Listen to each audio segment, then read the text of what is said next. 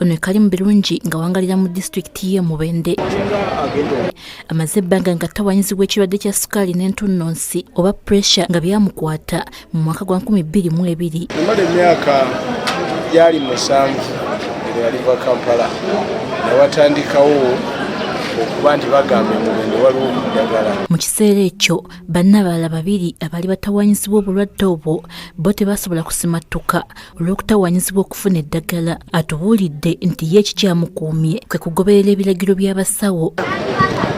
Nsambya nangamba gwe mpiso zikuganye kyabulabe naye waliwo eddagala tojja disobola nga difunanga mu gavumenti bw'onoba ng'olina akasente ojja kusobola ng'odigula obweru nenzira ku ddagala empeke. Ekimpangaziza okutuuka wano oba kikyantambuza ye Katonda wange n'okugobera amateeka g'ekisawo.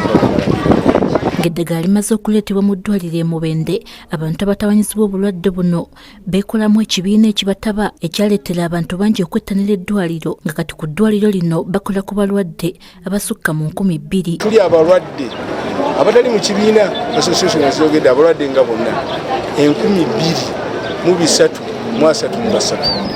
Kizuuliddwa ng'obulwadde obutasiigibwa bweyongedde mu bannayuganda omuli sukaali, pressure, obw'omutima n'obulala. Birungi agamba nti newankubadde okumanyisibwa ku ndwadde zino weekuli, gavumenti ennaba kukola kimala ku nzijanjaba yaazo ng'eddagala lya sukaali liri ku buseere.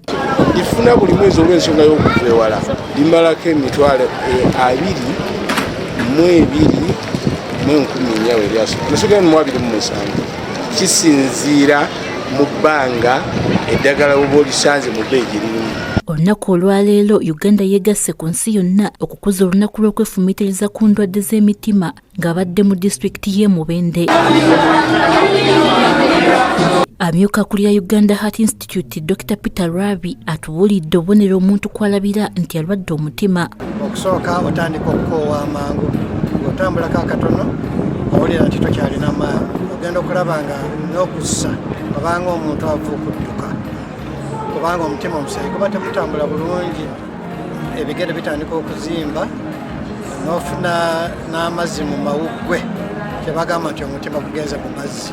Ono era atubuulidde nti omuwendo gw'abalwadde b'emitima gweyongera buli lukya nti kati balina enteekateeka y'okuteeka ebifo ebijjanjabirwamu emitima ku buli ddwaliro naddala amanene. Mu buli disitulikiti awali regional referral hospital tugenda kuteekawo eddwaliro ly'emitima.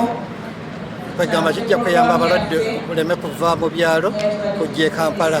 Ssaabamisita wa Uganda Robina Nabanja ategeezezza nga gavumenti bwefaayo okulaba nga abantu bafuna obujjanjabi bw'emitima era nga gavumenti eri ku mutendera ogusembayo ogw'okufuna kontrakita agenda okuzimba eddwaliro ly'emitima ennaggulu nga lyakubaamu ebitanda ebisoba mu 200.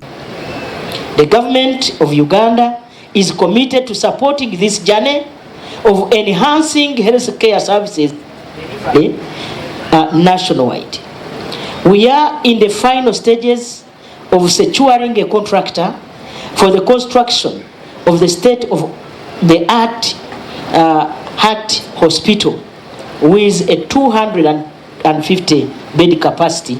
Mu kaweefube w'okwongera okutangira endwadde ezitasiigwa wateereddwawo olusiisira lw'ebyobulamu abantu abasoba mu 2,000 we bafunidde obujjanjabi n'okukeberebwa endwadde zino.